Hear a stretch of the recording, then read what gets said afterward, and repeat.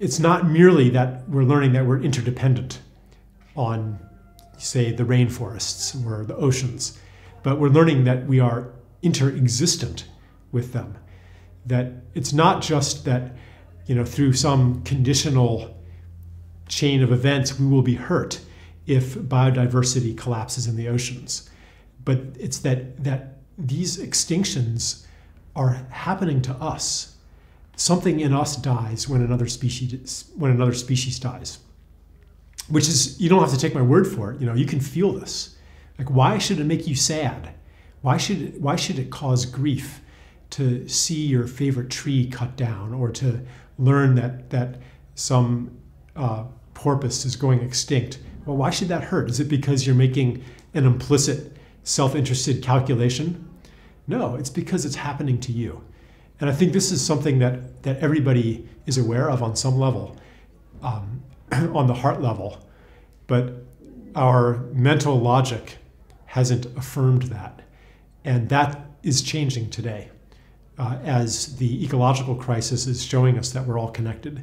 I mean, it sounds kind of trite to say it, but really, I don't think you can have a coherent vision of wellness or well-being that excludes these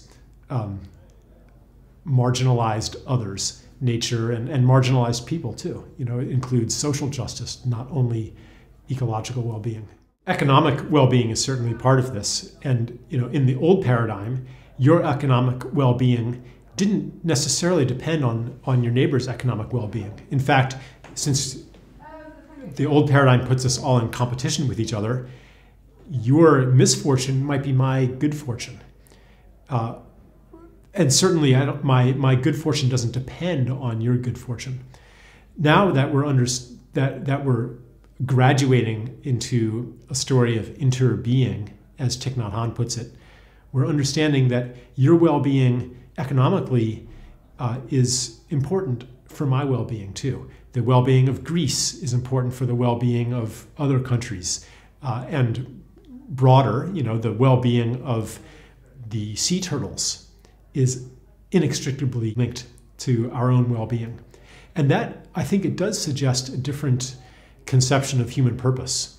No longer to dominate your environment, to insulate yourself from the arbitrary forces of nature, no longer to exert control on the world, but it becomes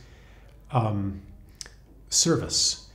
Because if your well-being is part of my well-being, then if I serve your well-being, I'm actually serving my own well-being too. The structures of our society are really breaking down now.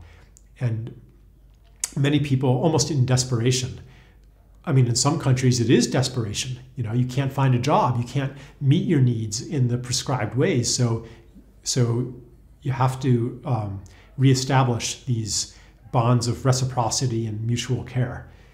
And I think we're learning the same thing with our relationship to nature, where, for example, new movements in agriculture, like permaculture and regenerative agriculture, they're no longer about extracting the maximum from the soil, but they're how do we nurture the soil? How do we enhance the health of the soil?